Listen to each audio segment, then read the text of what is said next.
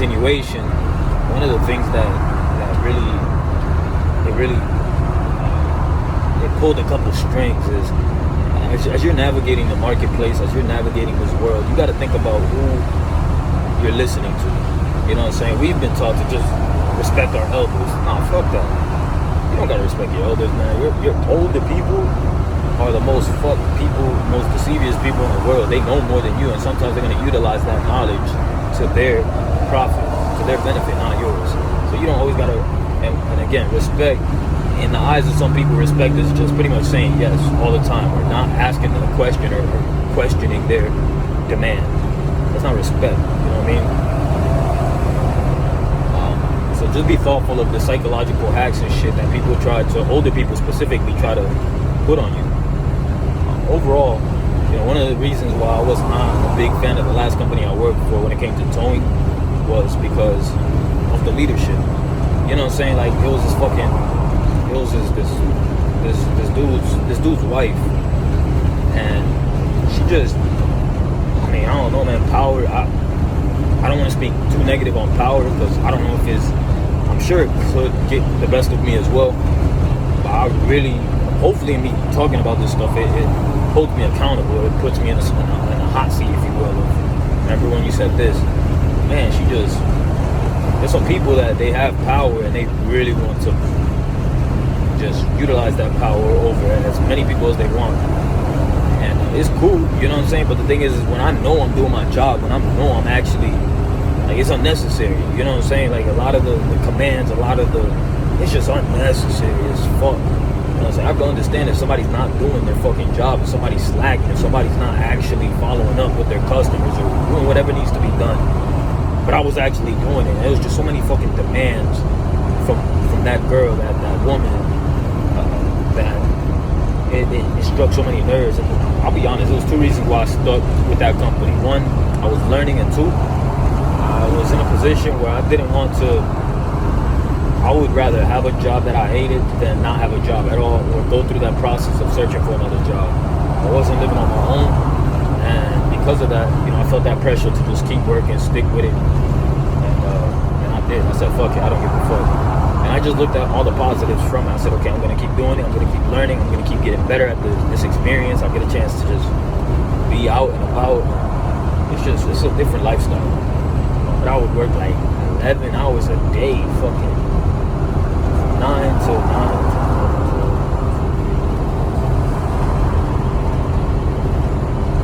Bro, like 11 hours a day, 11 plus hours a day. It was fucking bananas every fucking day. I had one day off. And not every company is like this, but that's how they ran their show. And again, I was coming in with a position of weakness. If I was to apply right now for that company, I would say a couple of different things. I would not accept the pay structure, or if they said that's how it starts, I say, okay, well, when does it change? And I would just follow up and be a little more aggressive. And the reason for that is because I'm in a position where I've saved money and I could actually breathe a little bit. But that's another thing is whatever age you're at, bro, you need to figure out a way, even if it's $5 every paycheck, $10, $20, $30, $100, whatever. You need to save money and have that shit. Call it the confidence bag. Meaning, bro, like if anything happens, you have the ability to liquidate or have cash available to where you're not in a bad position. What that does is it puts you in a position of strength. It makes you communicate like a human versus a needy person. You know what I'm saying? So like when you're applying for a job, like they say, it's so much better to have a job while you're applying for other jobs than not have a job. Why do you think that is? You know what I'm saying? Why the fuck do you think that is? The reason is because of your aura, the way you come off. Like when you got it, it's like when you have a lot of bitches, when you have hella women, and you talk to girls like, alright, but you say one wrong word, and I'm walking away, bitch. Like, you good. I don't need that. But like when you're in my situation where you don't get no cheeks, bitches sense that shit. They can smell the pussy around you and they can smell the lack thereof. So, you know, it's the same with a job. You know, when you have money, when you have a decent amount in your savings, when you go applying for for other jobs, they sensitive and they know your position. So if you've had a couple jobs, I strongly recommend every time you get paid, save some money. About to, not for a rainy day, none of that bullshit. Let that rainy day be. I guess have a little account for that, but I'm just saying have money available. Put yourself in a position where you sacrifice the first 2, 3, 4 months. If you're in that position, if you're young and your expenses are extremely low, man, if you could just discipline yourself to save the first 3, 4, 5, 6, fucking 10 paychecks, you'll be so well positioned if anything were to happen. Or even while you are working at that job, you'll be walking around different. Because you're no longer in the spend and you have nothing. You know what I'm saying? I put myself in that position. As in I spend and I don't have nothing. But my spending is towards investments. So